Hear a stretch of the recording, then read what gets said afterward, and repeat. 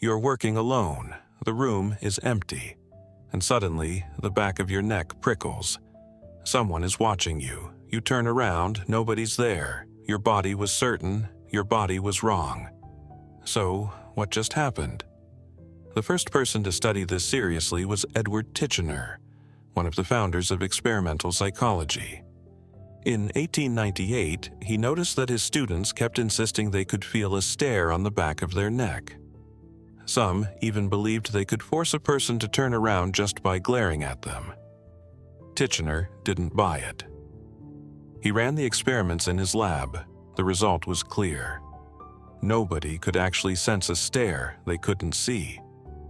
15 years later, another psychologist, John Coover, tested it again with more people in stricter controls.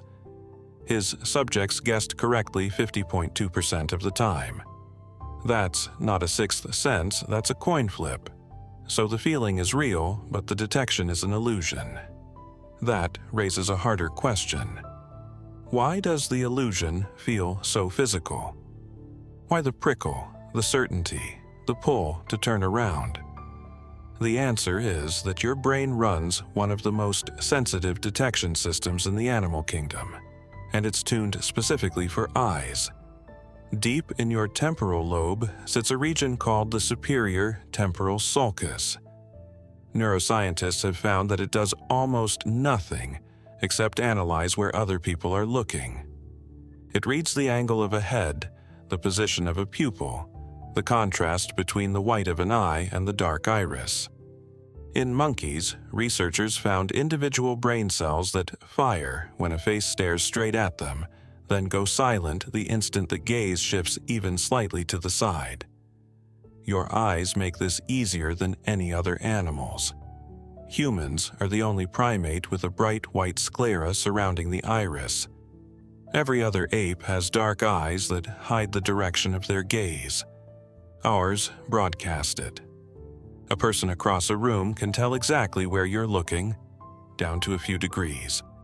We evolved eyes that announce our attention, and brains obsessed with reading everyone else's. Fair question. If we're so good at detecting real gaze, why do we get it wrong in an empty room? Because the system is built to fail in one direction on purpose. In evolutionary terms, missing a real predator is fatal. Imagining one that isn't there costs you nothing but a turned head. So the brain sets the threshold low. It would rather fire 100 false alarms than miss the one lion in the grass. The prickle on your neck is that ancient alarm going off, tuned by millions of years where a watching pair of eyes often meant something wanted to eat you. There's a second layer. Titchener spotted it back in 1898. We're already nervous about our backs. You can't see behind you, so your brain fills the blind spot with vigilance. Focus attention on the back of your neck, and the skin there genuinely becomes more sensitive. The stare doesn't create the prickle. Your own attention does, and modern life keeps this alarm firing constantly. Studies have shown that even fake eyes trigger it. In one experiment, people placed in front of a poster with eyes printed on it behaved more honestly, gave more money, cheated less. Just the image of eyes was enough to make people feel watched and change how they acted. Shops, offices, and charity boxes now use this deliberately.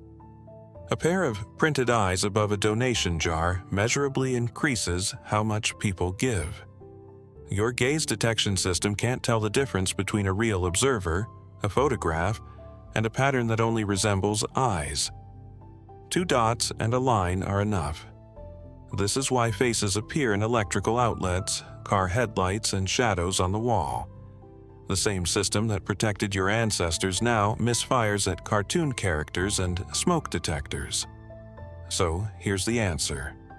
You feel watched in an empty room because your brain would rather be wrong 1,000 times than miss a single real threat. The feeling isn't a sixth sense. It's a smoke detector, screaming at burnt toast because the one time it matters, it needs to already be on. Nobody is watching you. But the part of your brain built to check has never once trusted that. And it's kept your species alive for 300,000 years by refusing to.